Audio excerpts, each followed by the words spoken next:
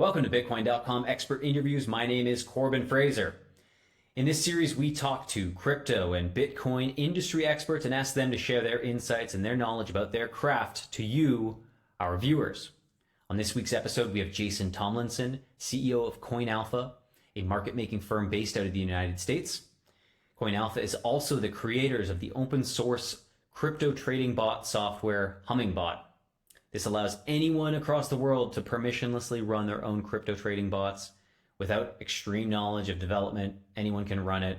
Does require a bit of coffee to set up, but once you're set up, you're good to go. Before we dive into the interview, we want to thank Verse. Verse is our native reward utility token over at Bitcoin.com. It allows anyone to trade crypto without permission over at verse.bitcoin.com on our decentralized exchange, currently on Ethereum, however, launching on more chains very soon. You can also go check out the Verse burn engine, which allows any of our Verse holders to participate in the supply reduction of Verse from the total supply. Go check it out at verse.bitcoin.com. Let's get into the show. Thanks again for joining us, Jason. I wanted to start the interview off with just giving you an opportunity to tell us a little bit about yourself, a little bit about CoinAlpha, Hummingbot, the whole works. Yeah, sure. Thanks for having me on. My name's Jason Tomlinson. I'm the CEO of CoinAlpha.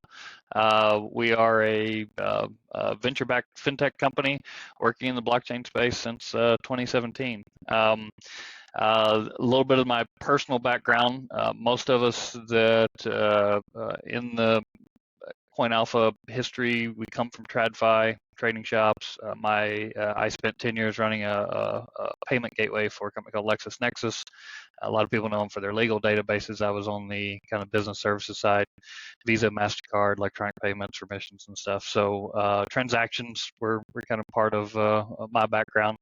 But I've always been a crypto kind of geek. I think I bought my first partial Bitcoin in like 2011 or 2012 from Mt. Gox, and I'm still waiting to get it back. So any day now that payout's coming. And so as I was working in the corporate world and working in kind of large multinational corporation stuff, I kept up with crypto. And I have two grown kids. When my oldest daughter went to college in 2017, I converted her room into an big Ethereum mining rig. So she came home from break and she's like, "What's that noise?" And I was like, "Sorry, you live in the guest room now." Of course, like an idiot, I ran those for 9 months. Ran up a huge electricity bill. I think I lost money, and then sold all the ETH. And so I've always been a tinker. So when I had the opportunity to go full time and join CoinAlpha, and at the time CoinAlpha and Hummingbot worked together as one, and not separate projects. I'll get into that in a minute. It was just it was right after we'd gone to COVID lockdown and we were all working from home, and I thought, you know what, my kids have just left for college, so let's try something entrepreneurial one more time. So it's been a fun ride. Obviously I enjoyed 2021 a lot better than 22 and 23, but things are looking up for 24. Yeah, 2024 has certainly been an exciting start to the year so far. But yeah, maybe go into more detail, like how did CoinAlpha start? How did Hummingbot start? I'd love to know the backstory. Yeah, it's a good. So I'm not an original founder of CoinAlpha. I joined as a minority owner in the middle of 2020. The Hummingbot was originally written to actually do trading for CoinAlpha, and then there was a pivot in the company, and they decided, hey, there's a big need for open source software to do crypto trading. And so in 2018, late 2018, 2019, in order to grow, the company open sourced the Hummingbot. And so Hummingbot originally was like kind of the first open source market making bot. So market making is traditionally kind of a black box. Market makers aren't going to share their proprietary code with you. So the idea that you could just go out and download an open source free code for personal or commercial use and be your own market maker. So that's what we're really focused on, and that's what so then connecting to all the different centralized exchanges, and then getting involved in the decentralized world also as far as DEXs. So all that started rolling together, and it really blossomed. And then in April of 21, we closed our Series A, and at that point, we split off into two. So the analogy we use here is like, for people that know, Linux, it's if you want to get Red Hat Linux, you can get the community edition that's free, or if you're a company, you can pay for the enterprise edition that is with services and support around it. So that's really an appropriate analogy for CoinAlpha and Hummingbot. So CoinAlpha sells software and services on top of the Hummingbot ecosystem. But if you're a do-it-yourselfer, or you're a new token project and you don't have the money right now to hire a professional market maker, then you can do everything all within the open source. So that's, and so then there is a governance token that is a true governance token. There was never any token sale. It was dropped to historical users and investors, and there's an active voting community about what goes into the code base. So we've been about 2 years on now with that separation, and one of the CoinAlpha founders is now a director over at the Hummingbot Foundation, and they're doing a lot of cool stuff there. Great. And yeah, for folks watching, we do have an ongoing campaign with CoinAlpha and Hummingbot alongside Verse, which is the token for Bitcoin.com. Maybe you could go into more detail and explain that whole campaign. Operates a platform called Hummingbot Miner, and this was it is a very unique platform that allows anyone to bring any amount of money and actually participate and be a market maker using the open source Hummingbot client. So basically, CoinAlpha operates and does promotional campaigns. So we're running one with Verse right now, and Verse puts up some tokens and they reward open order volume. And so what's unique about this, if you're familiar with trading on Uniswap or being a liquidity provider on Uniswap, you only get trade fees if someone trades. Well, in market making, the value is actually having orders on the books for other people to trade. And so we have a unique mechanism that rewards open order volume as long as you're within 2% of the mid price. So it's one of the ways people in the Hummingbot ecosystem learn how to operate the Hummingbot client is by participating in one of these campaigns. So I think, Corbin, you said you'd done it before. I think we're coming up on, I think March will be the 4-year anniversary of Hummingbot Miner. And I think, we're, crossing about 5 billion, 4.5, 5 billion of filled order volume over those last 4 years. So it's been a really successful platform for CoinAlpha to help tokens get exposure, and it's also a great way to get tokens in the hands of people. We've had some great stories of where people found out about token projects on Hummingbot Miner and then went on to be major contributors to their projects, and in one case even like moving up and being on the board of directors of the project. So that's unreal. Yeah, I think for us it was just a clear incentive strategy for us to, like you said, get some eyeballs on our project. But in addition to that, getting just that community support around market making, which has traditionally been something that's kind of, I think for many people, it's just seen as a bit of smoke, and it's like what's going on behind the red velvet, drapes. What's going on there? Like, maybe that leads me to the question that you could help answer for probably everyone is like, what is market making? Can you explain it like on 5? Dumb it down for everyone who might be wondering, like, what are we talking about here? Sure.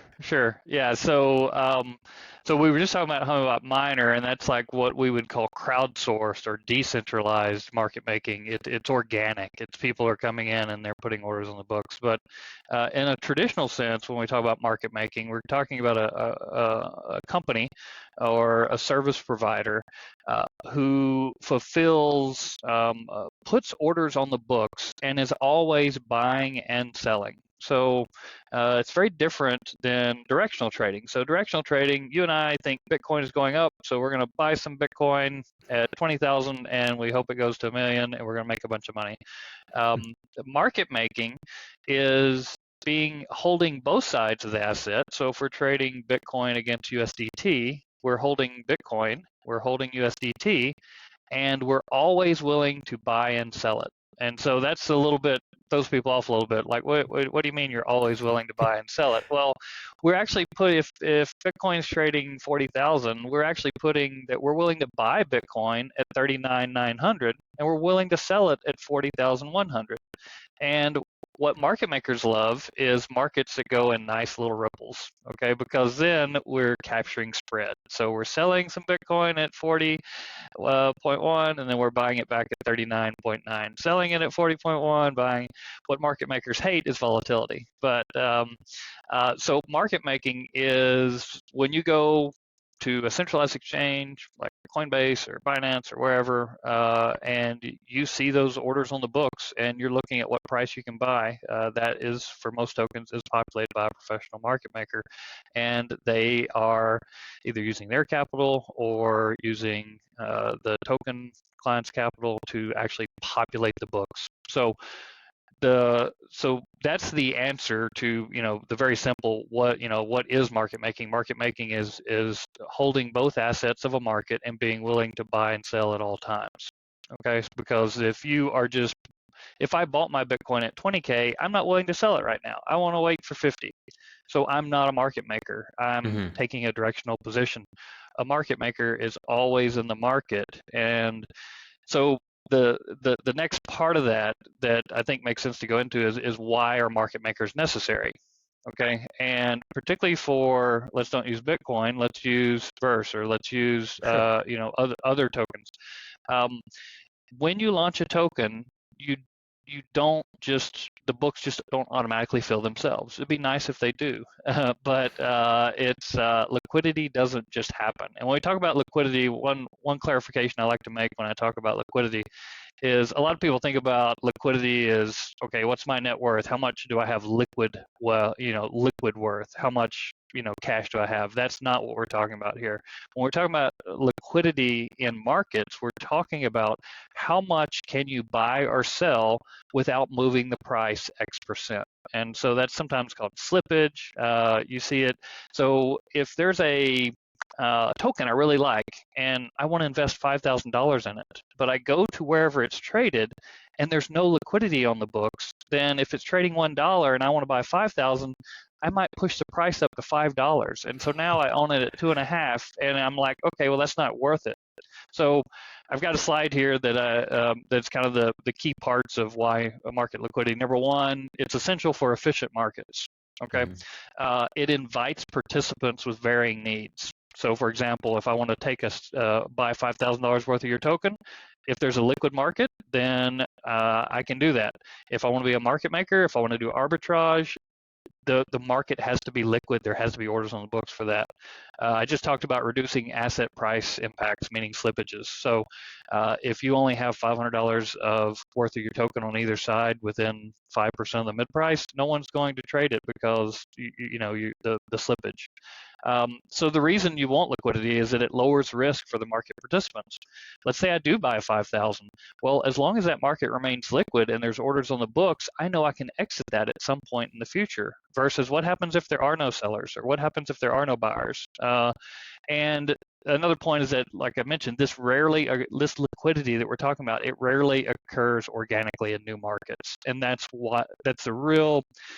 It's not exciting market making. A lot of people, they think market makers, they're just like big greedy people that make lots of money. Market making is hard. Market making, and it's also at the same time it's somewhat boring. I call it like the plumbing of markets. Like it's not market makers don't like it when Bitcoin like shoots up 15% in a 5-minute period or whatever. Throws off your strategy. It throws off the strategy. Now we're having an inventory imbalance, and is it going to come back down, or am I out of whack? Do I need to change my hedge? So it's the plumbing of markets, meaning that we all take indoor plumbing for granted in most places, and but if it wasn't there, you would know that you were missing it, and so that's what market makers do. Maybe would you be able to walk us through, like, let's pretend I had a brand new token, freshly minted.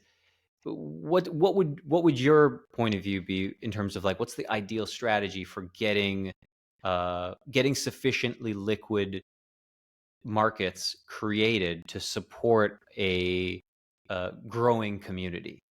Does it involve kind of more grassroots style market making using things like Hummingbot, or is it employ the pros right away? What would you recommend for the average kind of token that might show up on the Yeah. next new L2 chain or something like that?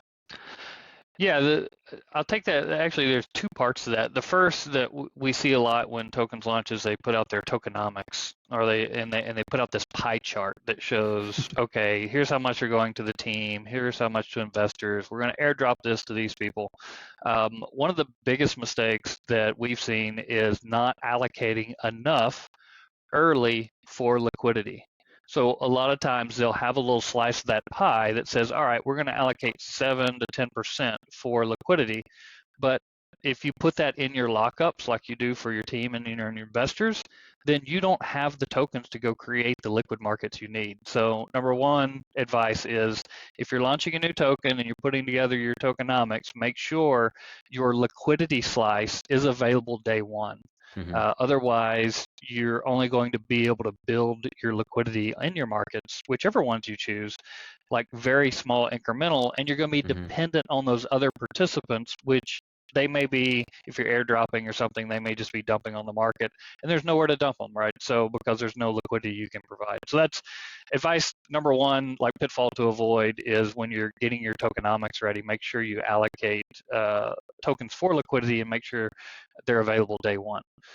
The next thing that happens that's important is what we call price discovery. So, Corbin, you and I can come up with a great idea for a meme coin, Yep. and we can, go do it on whatever L2 we want to, or however, and we could think it's worth $1, we could think it's worth 10 cents, we could think it's worth $1,000, but you really don't know until you get, price discovery. Yep. And price discovery is just what is the market willing to pay for this? And so one of the best ways and most cost-efficient ways for new tokens to do price discovery is starting a liquidity pool on a DEX. So Mm-hmm. pick whichever one you like. We work with all the major ones, and there's pros and cons to each. But it's a great way. It's a great low cost way for the project to take, say, $5,000 of USDC and $5,000 of their token, stake it in a pool, and start like talking about their project, start going out doing all your marketing stuff, building whatever you're building the community, and Mm-hmm. see what happens with the price. See what people think it's worth. So that's a great low cost way to kind of do price discovery. And then the next step beyond that is really depending on kind of your budget. And Yep. this is where CoinAlpha, the professional service provider, versus Hummingbot open source come into play. So let's say you raise some seed capital or you have a couple of angel investors, but money's tight, okay, and you cut a deal to do your first centralized exchange listing, but you really can't afford to pay a market maker, or you don't, or you want to do it yourself. You want, maybe this is, you want it, then the open source project is great because there's the Hummingbot Academy, which you can, there's expert interviews, there's all different kind of things where you can learn to be a market maker for yourself. So I would say that first centralized exchange listing is really kind of budget driven. So there's the do-it-yourself model with the open source project, or there's hiring a professional market maker to manage it for you. And some exchanges, when you get to more of the tier one exchanges, they're going to want you to be working with a CoinAlpha, or they're going to require you to meet certain criteria. The other reason that a lot of people end up where it makes more sense for them to hire a market maker is crypto is 24/7, 365. So if you have a small team, who's going to be watching the bots in the markets? Who's going to stay up with them? So, we run a 24/7, 365 trade ops center, with professional traders, human monitoring, and everything. So you can be out to dinner on Saturday night and not worry about are you meeting your exchange requirements for liquidity. So that's kind of the decision point a little bit. Is one, it can be monetary, but also CoinAlpha really provides market making as a service. So it's the idea of is it better for you to spend your time building your product and focusing on what you want to do and outsourcing, or I like to say insourcing, the liquidity management? Because we like to think our prices are very reasonable. We're definitely in line with other market makers in the market. And if you do the math, I think it makes more sense to insource it once you have the money to do it, to use market making as a service rather than try to do it yourself, unless possibly your team comes from a background that knows how to do market making, and then maybe you want to do it yourself. Yeah, no, I think that's great feedback in terms of just balancing kind of the pros and cons of like bootstrapping on your own versus bringing in the pros. Is there a pathway that you see in terms of I guess sufficient volume, sufficient liquidity before you guys even take a look at projects? Like if let's just say some random guy launches his new meme coin and he's only got 10K volume, 5K liquidity.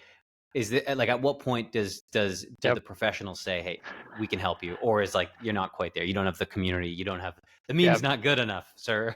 I'm glad you brought this up because I had forgot to mention this, that we should talk about this topic, because this probably comes up in 80% of our meetings with new clients, is demystifying the difference between a prop trading market maker and market making as a service. So when I say prop trading, it stands for proprietary trading. So that's what a lot of us think about as market makers. They, in my example earlier, a market maker trying to capture spread and make money. Okay, so they run black box type operations. Okay, so basically you're maybe giving them a token loan or you're paying them some money to trade your markets, but really they're running sophisticated algorithms and technical analysis to actually trade the market, and their goal is to actually make profit. So in your analogy about the meme coin that only has 10K of volume and 5K liquidity, that prop trading desk would look at that and say, I can't make money in that market, therefore I'm not interested. Okay. On the flip side, market making as a service, which sometimes you'll hear it referred to as the retainer model, where you're paying a market maker, or it's a service. You're hiring a service. It typically does not.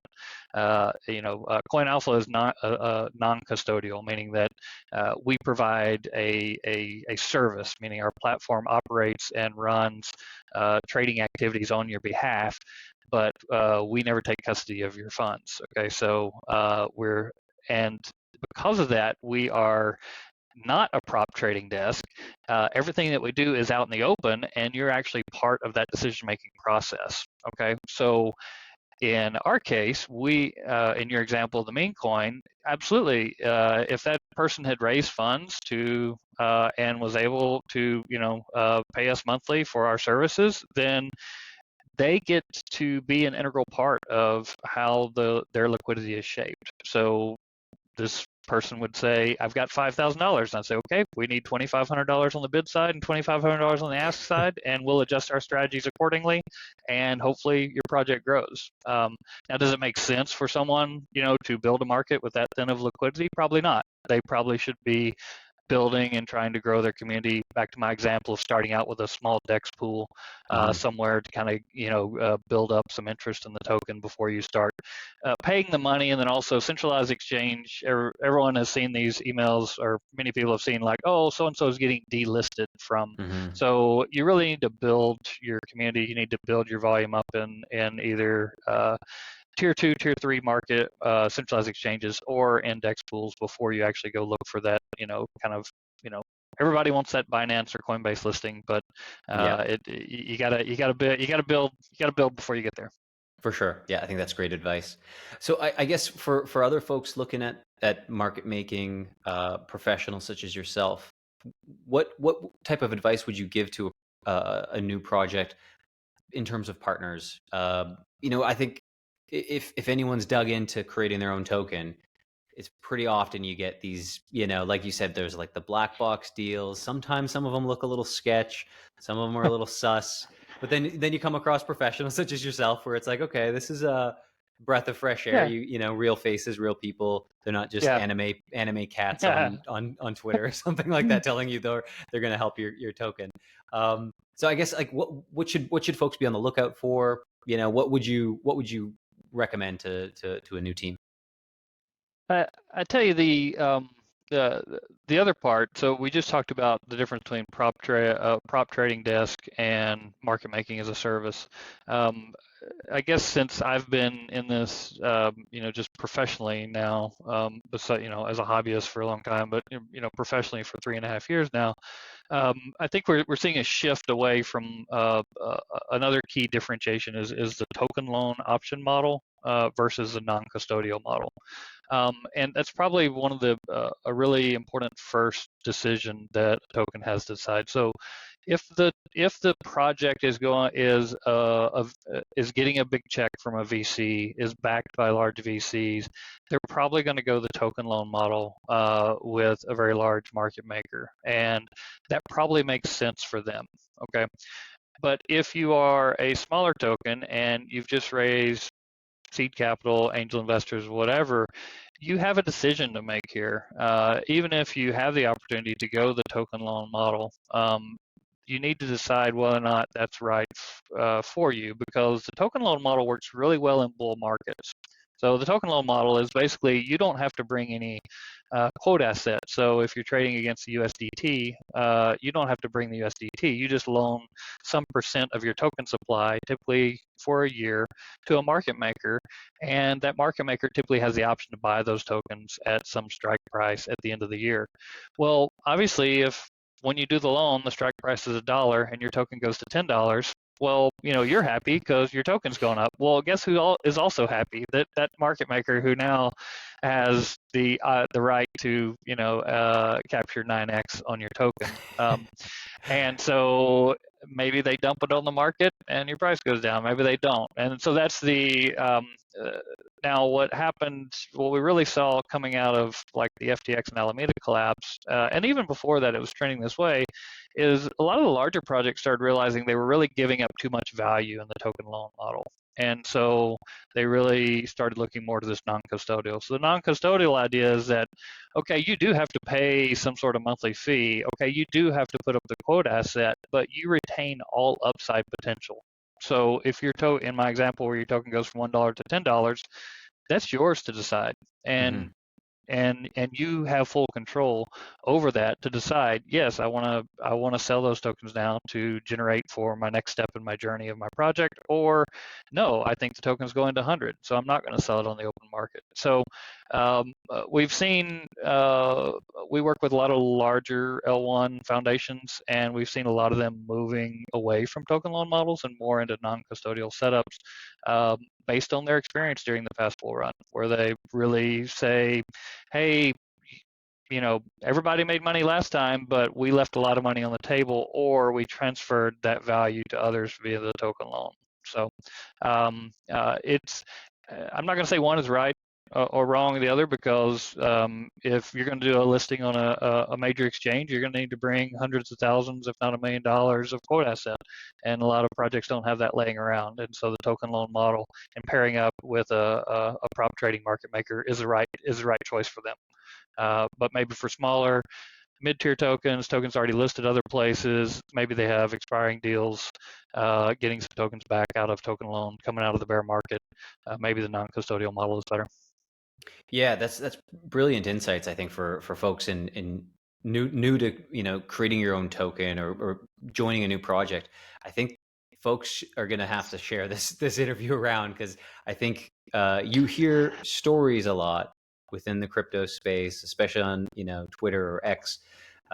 Some market making horror stories of they lent funds Oh, to the wrong person and they just dumped everything, and I guess, do you have yeah. any fun horror stories you're able to share that are Nah, that without um, naming names or anything? Yeah, no, you got to be careful not to name names. I mean, well, one Yeah. that is one example that is very public is Alameda was a very large market maker. By going, if you had a token loan with Alameda, those tokens are now in bankruptcy proceedings and probably are Mm, going to be tied up for 5 years now. So that crippled lots of projects. So the non-custodial route, basically you remove one counterparty risk, and that is your market maker. yep. Because the way our service runs, so CoinAlpha is a U.S. company that provides the advisory and consulting services, and then we have an affiliated entity that actually does the trading. And that affiliated entity only has trade-only keys. Okay, so the if you want to fire us, all you do is delete the API key and you just fired us because we no longer have the ability to trade your funds. Also, during like 2023, this was really important, is that because it's non-custodial, let's say you're having a bad month and you need to like pull some money out to pay your payroll. That money never left your account. And Hmm. so you just pull it out because you don't have to call your market maker and say, hey, can you give me some of those tokens back? I need that to pay the bills. So you get some operational flexibility. One horror story or that is probably the most repeated is the token loan model, trying to get your tokens back at the end if they don't exercise the option. Mm. Sometimes we've heard it take 3, 4, 5, 6 months, you know, They're because trying to time that market, aren't they? well, exactly, because they are a prop trading desk, and Yeah. so their inventory may be skewed one way or the other. Okay, Yeah. and so they decide not to execute the option, so they are supposed to return you 500,000 of your 500,000 tokens. Depending on where they are at the moment, they may need a little while in order to get Yeah. those back. So Something gets it's caught up in just legal, and there's a. yeah, and then and what are you gonna do? Are you gonna eventually you get it back? Yeah. Uh, the other kind of thing that I would say is that we've seen mistakes that people have made, particularly during a bull run where you're trying to get that token launched as soon as possible, and you're just calling around trying to find a market maker, and they just put something, they put a 20-page document in front of you, and you just sign it. Okay, boom, we got a market maker. Let's go. Don't do that. Actually, and in particular, look at the KPIs, the key performance indicators, or like almost the service level agreements, because some of those deals that we've seen, the market maker received a loan but had no requirement to stay in the market. And so there was actually no teeth. And so what happened when the price and started trending down and the volume started trending down, like we saw after FTX collapse, then there was no money to be made in market making, and now the token option is not worth. So the market maker just quit trading. So now you have the exchanges calling you saying, "Hey, where's your volume?" And you're calling the market maker and they're like, we can't make money in this market. And you're like, okay, send me my tokens back. And they're like, well, your token might go up in 6 months and we don't know it back to you. So just if you do loan tokens out in return for market making services, make sure you put some service level agreements in the contract that the market maker has to stay in the books. I mean, like I mentioned, market making is hard, and one of the reasons it's hard is when times get volatile, we have to stay in the books. We can't just say, "Oh, look, price is dropping. I'm going to pull all my liquidity out." If I did, then the price drops even further. So the real role of a market maker is to provide a healthy market, to maintain a healthy spread, and allow other market participants to trade. So we have to stay in the market even when we don't want to many times. Now, a lot of our code we run is what we call defensive code. It's to prevent losses. It's also to prevent from being gamed and manipulation, things like that. So we try to protect the tokens capital that we're entrusted with to actually trade on their behalf. But yeah, I would say that's definitely something to look out for if you ever loan someone tokens in return for market making services. Make sure that you have service level agreements that they're going to agree to keep X amount of liquidity within 2%, X amount within 5%, X amount within 10%, and that way you can hold them to it if they quit trading your tokens. Absolutely. Yeah. I think that's fantastic advice. given I guess these horror stories that we've heard now, maybe this is a good opportunity for you to have your little come to Papa moment where you can talk a little bit about CoinAlpha. Oh, yeah, How are you guys different than the rest of these yeah. guys that are kind of playing these games? Like, what type of reporting does a token get? How does a project stay up Yeah. to date with your team? Yeah, thanks for the for the opportunity to shill my company. I guess It's well what we we do. don't have we don't have a company, we don't have a token, so I just have to shill our service, right? Hey, So that's all good, man. yeah, no, it's I think a lot of it goes back to our open source roots. And so we've always believed in this transparency and this idea that and this is not saying that there's not a role for prop trading desks to play. There absolutely is. But we were asked for years to provide this service, and we said no, we're just going to focus on this open source project. And so it really wasn't until probably mid 22, early 22, I guess, when we really said, you know what, there's not enough people out there doing this. So and hey, we need new revenue stream, so let's do this thing. But we put some parameters around it, and number one was that we weren't going to be that black box. We were going to be the opposite. And the nice thing about being like non-custodial is all the trading I'm doing, I'm going to give you reporting each week. I'm going to give you a dashboard that shows where your liquidity is deployed, but you don't have to trust me because I'm trading in your accounts. So basically, you can go see, you can go prove out my report. So if I told you that I was 82% of the market last week, you can go do the math yourself based on your exchange accounts. So that way, now I'm making it easy for you. I'm not going to make you go do that every week, but it really helps satisfy a lot of audit requirements and things, is that you can actually prove that I'm doing what I say I'm doing because you have full visibility into that. The second part is, I think, just kind of the mentality of we want to build, we believe in building long-term value. So we believe that unfortunately that's not easy outside of a couple of meme coins that like I said, you can get lucky, but that's not the primary way. So what we want to do, the way that you build success is by having healthy markets. And building healthy markets takes time, it takes effort, it takes knowledgeable resources to do that, and that's what our trading team and our strategists and consultants do. And so we build that healthy market. That's number one. Number two is because we're non-custodial, protect your market making capital. So you have limited funds in your project, you've allocated some to liquidity. Our goal is not so much to capture spread, but build that healthy book so that other people can trade and attract organic traders and not lose the money. So I tell somebody, if you give us $50,000 of assets on one side and 50,000 of token on the other side, and we build healthy markets across all your exchanges all month, and at the end of the month you still have 50,000 on either side, I've done my job. That's a good that's a good month. If we capture some spread, then that's like the cherry on the top, right? But that's really in crypto markets, it's just if you can be in the market 24/7, 365, and maintain the account value. That's really our target. And then last thing is, everybody wants volume. Everybody talks about volume, and I think you've got a question here in a minute. What am I looking forward to? What I'm looking forward to is when people quit judging projects based on traded volume. Because it's one of the biggest problems in the market making space, in the exchange space, is wash trading, is fake volume. Fake volume either being generated by market makers or traders, or fake volume being reported by exchanges. If we're going to move digital assets into the next sector, we have to get that out.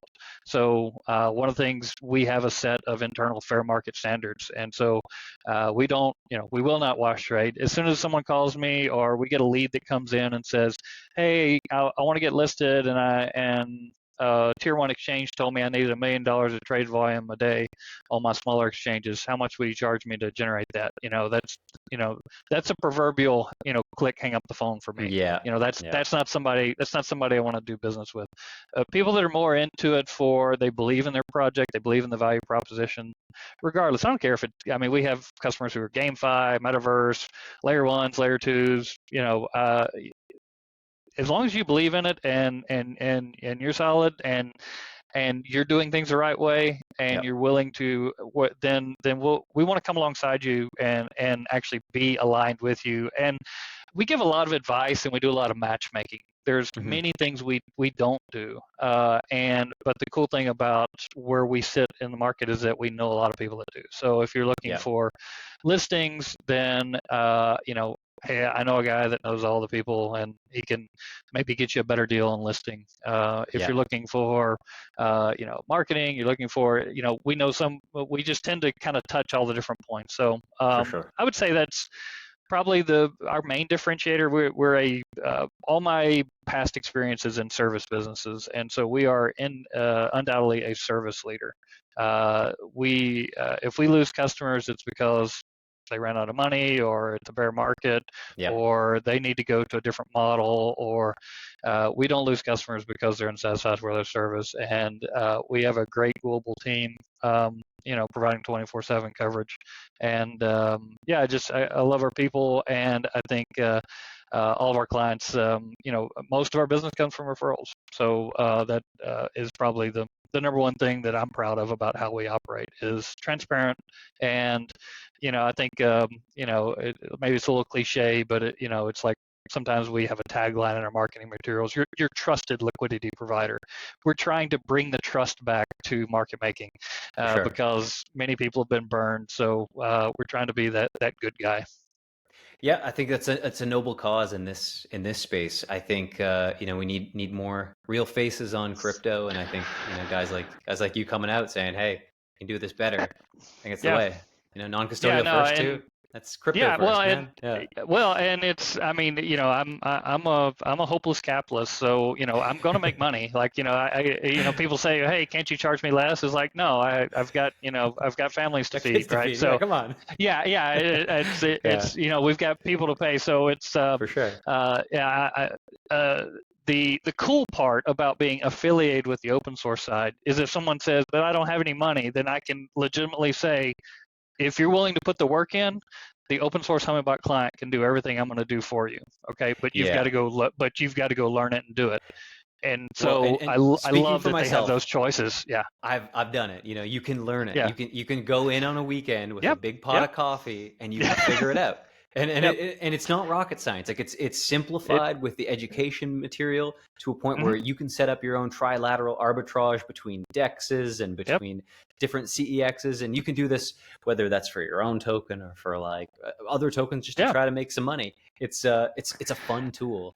And I It mean, is. yeah, yeah. And we like to say it's a semi-pro tool, meaning this is not installing MetaMask, right? It is you've done it. So like you say, get a pot of coffee. You have to have the desire.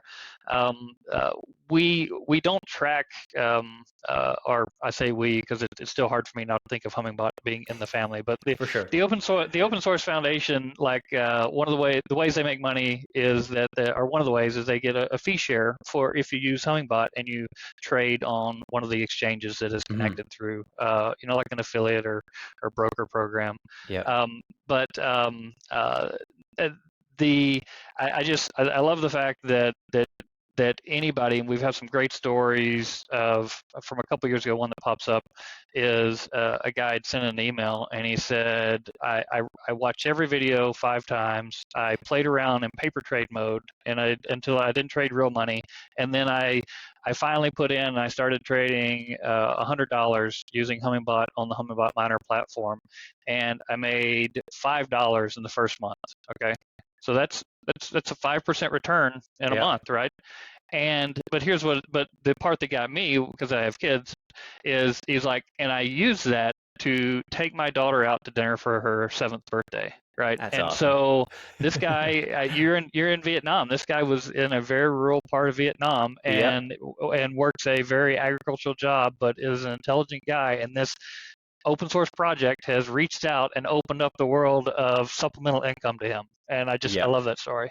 Yeah, That's the coolest thing ever. Yeah, I think crypto is one of those things that just breaks down it barriers, does. It gets people kind yeah of gives them more opportunities. And I think the yeah the open source tools that you guys are building, that's oh yeah that's awesome. And the fact that you're offering the professional services as well for tokens Yeah, that yeah. and projects that need No, it. and Great.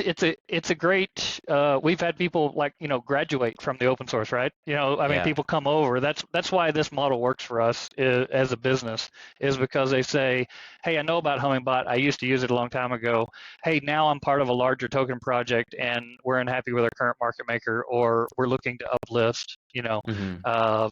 Can you guys help us out? And so it's just nice to be able to serve all use cases in one part of the ecosystem. Yeah, yeah, I completely agree. I think what you guys have done positioning yourselves, it's brilliant. So hats off to you and your Well, team. thanks. No, I mean, we Yeah. kind of halfway fell into it, so I won't take any credit for it. But I tell you, like I said, I like what we do. I like the way we do it, and I think leading into one of the things you were asking about is what does the future hold? Hmm. And one of the things that Mike and Fede and all the people at the Hummingbot Foundation the community has really evolved over the years, where Hummingbot, the open source, used to be just market making and maybe arbitrage or cross exchange market making. They've completely re-envisioned this as being able to do directional strategies. There's new dashboards. They've integrated machine learning and AI, and so you end up with these. You're starting to see that growth of that open source project, where you get 4 or 5 community members getting together and saying, hey, let's go do this directional strategy, and then they kind of work together, and then they contribute that back, and now everyone benefits. So that's definitely what is kind of driving the open source probably in 2024, is doing more than just market making, being a tool set, like the toolbox that everyone goes to. Some of the largest market makers in the world don't run Hummingbot as their primary software stack, but they keep it off to the side in case they need to support a small exchange or do a little one-off thing. So, and then for CoinAlpha, I mean, for me, the biggest thing I'm looking forward to is if we just get some more regulatory clarity. Hmm. It was great to see the spot Bitcoin ETFs approved. That's definitely a major hurdle. But we are still, many of us, operating in this space, are still trying to determine, just tell us what the rules are. Yeah. I think you've heard this out of Coinbase, you've heard this out of Brian Armstrong, you've heard this out of other people in the industry, is we'll follow the rules if you'll just tell us what they are. Yeah, But exactly. you're getting different things out of DOJ than you're getting, at least in the US, than you're getting out of SEC, than you're getting out of CFTC. And so, Yeah. pick your 3-letter organization and they'll tell you a different rule. So hopefully, I mean, I go internationally for these conferences, and it's really it's sad the U.S. is lagging behind in these regulations, where EU and lots of other places are actually further along with good regulations. So if we can get good Yeah. regulations, then we can not just applying 1933 bank regulations, but getting appropriate regulations and appropriate reporting requirements that fit what blockchain and what digital assets are. Yeah. Then I think that really opens up the floodgates for mainstream use. Yeah, that's a great point. I suppose as an OG, I'm curious how do you see this current problem being solved? Do you see this as being something that bureaucracy will naturally gravitate towards, or is this something that like we're gonna have to sue the pants off of the right people before we get the right decision, or is this like a new presidency will come in and decide crypto's not the enemy to the world, and we should figure out a way to be the forward-facing U.S. of yesteryear with the web and internet. I don't know. 2024 is a tough year. Yeah. No one that I know in the U.S. is excited about this year politically, or even it's just hard to know the direction. If I had to place a bet, I would bet that it gets solved through capitalism. Hmm. And what I mean by that is, BlackRock, when they filed in July of 23 for their ETF, their success rate was like, I think it was like 588 approved to 1 denied with their ETFs. So at that point, I felt pretty confident that they wouldn't have filed it if they didn't think it was going to go through. Yeah. That whole time from July on, the SEC chair was still just really, and others were really deriding and putting down, digital assets. Yeah. Oh, Yeah. it's, but what ended up happening in the end? It ended up getting approved, even though the SEC chair comes out and still says, okay, these are all still bad. We're not Yeah. endorsing Bitcoin.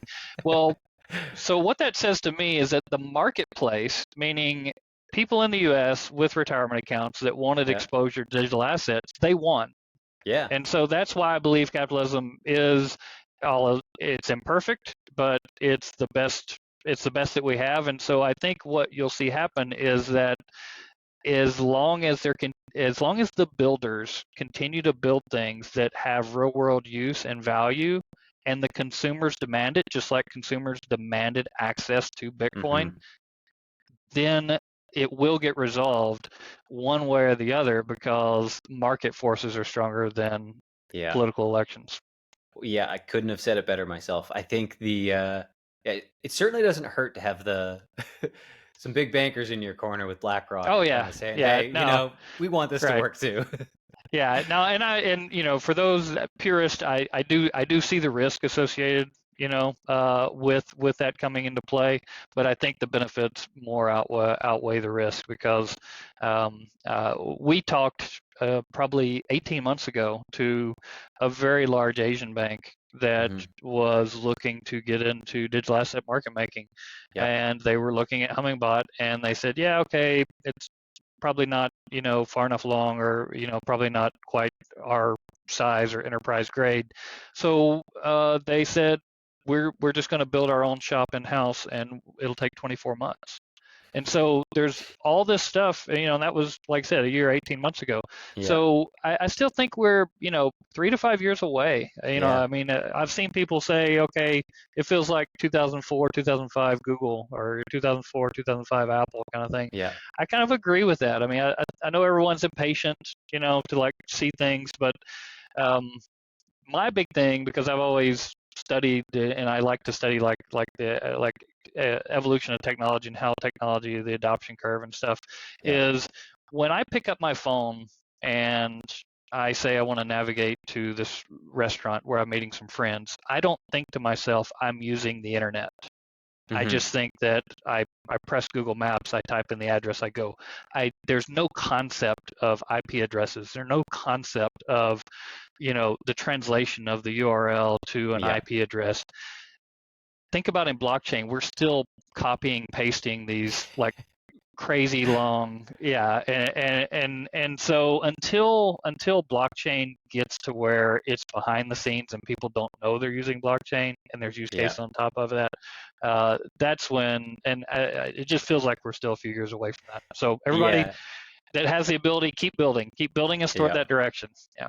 We jokingly call it we want mom-friendly crypto. We want it. Yeah. It's gotta be. Hey, mom eventually figured out Gmail. She figured it out. Yeah, But she struggled when she had to set up her own POP3 SMTP servers. Oh yeah. Call up the ISP and say, like, I gotta reset my passport, but what port am I supposed to be on? So I we'll get there. It's just And it's use case driven. One of the things that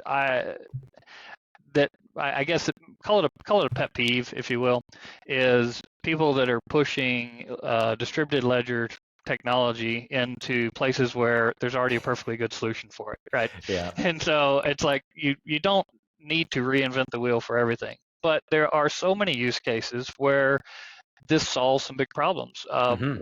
One I like to use, for example, in the U.S., when people say, okay, why should we care about blockchain as a technology, is every time you go to buy or sell a house or apartment or a piece of property, you pay for title insurance. You familiar with title insurance? Yeah. So basically, sadly. So you're paying $700-800 for some company to actually write you an insurance policy to prove that no one else has a claim on that piece of land. Okay, and so this played a very important role. Title insurance did back before you had the internet, before you had digital records.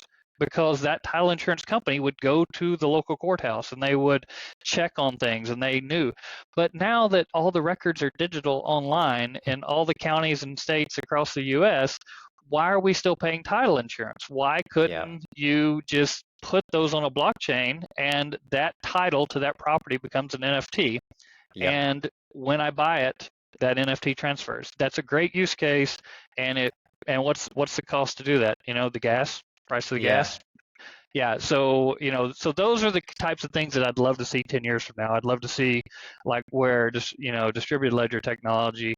I'd love to see someone solve that use case. I mean royalties on artists, music, art. We've seen some really cool use cases on monetization of collectibles like trading cards and stuff. Yeah. Used to be if you had a Mickey Mantle rookie card, the only way you could realize any money off of it is if you sold it. Well, now you ship it away, they put it in a vault, they create the Yep. NFT, and you go borrow money against the NFT. I love that use case.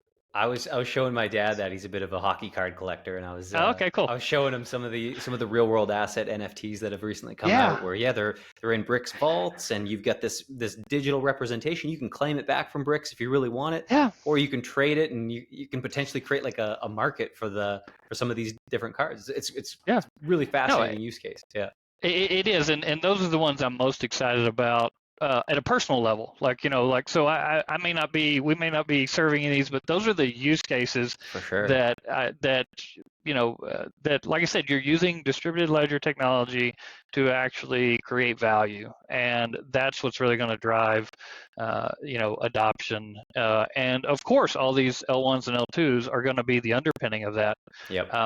But like you say, until other more the moms and other people, other communities actually see or actually start doing it themselves and actually say, oh wow, I can borrow some money against my baseball card collection, and we make it easy for them, Yeah. and they don't even know that the blockchain is behind it. That's the point Yeah. that's the point we're trying to get to.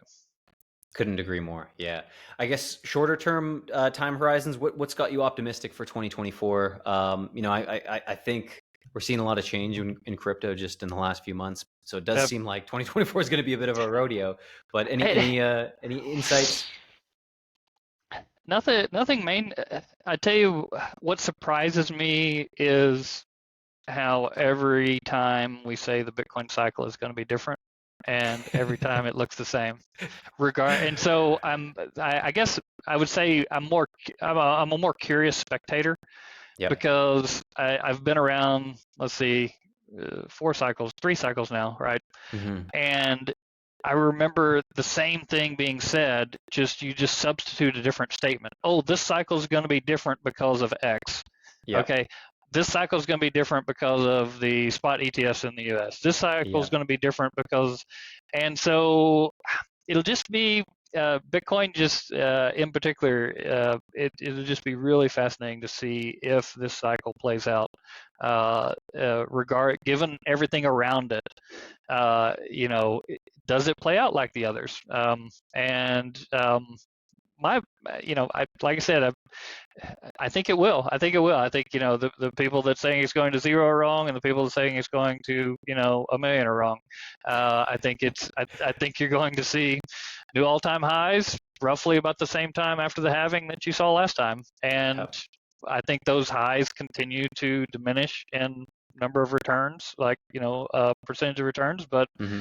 I think it's a fascinating thing to watch and be a part of, and for us, we need Bitcoin to do its thing for people to view it as overvalued and start looking for other investments, and that really helps our customers in the altcoin space. For sure, I think especially in the if you've been through a few of these bull cycles before, it does tend to history does often kind of repeat it a little bit, or at least it rhymes, and it does seem like it's like there's a BTC run, then an ETH run, then an alt run, then it kind of cycles back into BTC, and then into ETH, and then into the alts, and then it kind of does that for a little while, and then Right. gets a little messy near the end, and then you've got Yeah. Paris Hilton on Jimmy Kimmel talking about NFTs, and then you start thinking, are we at the top? Is this the top? Yeah. No, Yeah. I tell you the other thing that I was thinking that a lot of people are talking about Solana and other things is that from a technology standpoint, you tip you typically have like no one uses American Online anymore, right? Yeah. But they were the first internet, at least for people in America. That was where their most of their first experience with the internet was getting an AOL CD, putting it in the desktop computer, and loading it up. And then you had Yeah. Yahoo come along as a search engine, right? And then everyone was using Yahoo Mail, and everyone was searching on Yahoo. And then here comes Google, and now you don't use Yahoo as much. So the question in my mind for these layer ones, like Ethereum, like Solana, like Avalanche, like Radix, there's all these different layer ones that all kind of are the same use case. Mm-hmm. When do we start seeing the winners emerge? Mm-hmm. And could it be that an Ethereum kind of becomes the Yahoo and a Solana becomes the Google, right? Yeah. Could that happen over the next couple of years? Because all the first mover, or this, just because you're the first one there doesn't mean you have that lasting power to get all the way Yeah. into mainstream adoption. So that'll be kind of interesting to watch. I think we're far enough along where I don't think I'd have a hard time seeing a new layer one launch that actually, I think the communities are so big in some of these Mm-hmm. existing ones. But that'll be something interesting to watch is maybe who's in that. If you kind of set Bitcoin to the side, what's the predominant layer one for transacting at the end of 2024? Is it still going to be Ethereum, or could it be Yeah. somebody else? That'll be interesting to watch. Yeah, that's a great insight. I think a lot of folks have this belief that, Bitcoin will be king forever, Ethereum will be number two forever, that network effect is an impossible thing for people to like usurp or other projects to usurp. Mhm. But I mean, it's happened before in tech, right? Yeah. MySpace got eaten Oh, alive. yeah, Uh, exactly. Yeah, yeah, it's those patterns. You see it a lot in technology innovation is, yeah. and so it doesn't always happen though. And so Hmm. that's why if I had to place my bet, I'm gonna bet that Ethereum is still the most used. For as because I view the Lightning Network really hasn't taken off, and so I don't view Hmm. Bitcoin as really a transactional network. So, Yeah, my bet would be today that it's still Ethereum at the end of 24, um, but um, but I don't think it's a foregone conclusion. yep, And it particularly if you get a what you call kind of like a killer use case, right? yeah, yeah, If you could come up, we've thrown out some odd ones here, baseball cards, yeah. land records, but what if there's something new with related to music, or something new Hmm. that touches everyone, and that's only on one particular chain? Yeah. That could really push somebody up in that next level. Couldn't agree more. Yeah. Well, I think that kind of sums up a lot of our conversation for today. Maybe quick opportunity for you to share your Twitter, your website. We'd love to send some Yeah, traffic and some folks your yeah, way. great. Yeah, no, it's real simple, coinalpha.com, all one word. And we are on the CoinAlpha side, we are strictly like business to business. We don't do a lot of engagement with we don't do a lot of Twitter posts. Obviously, we don't want to be like posting on Twitter, hey, guess what? We're market making for XYZ token, because we do still have to guard, how our positions are in the books and things like For that. sure. Coinalpha.com is the best place to get in touch with us. And then if you want to try out the open source Hummingbot client, you can go to hummingbot.org. That's Hummingbot, like hummingbird, except replace the bird with BOT. And then if you want to participate in the Hummingbot miner platform that we talked about, where the Verse campaign is running, and earn Hmm. some Verse rewards for providing liquidity, you can go to miner.hummingbot.io. So it's MINER, hummingbot.io. And that's the platform where you can participate there. So those are really the three big websites to know about. Awesome. Jason, it's been fantastic talking with you. I really appreciate the insights into your whole world, and I'm excited to have brought you on to the expert interviews here at Bitcoin.com. So thank you again. Well, hey, thanks for having us, and appreciate the time. Awesome. Well, we'll get this thing uploaded ASAP, and we'll hopefully get some more folks talking about this fun world you live in. Yeah. All right.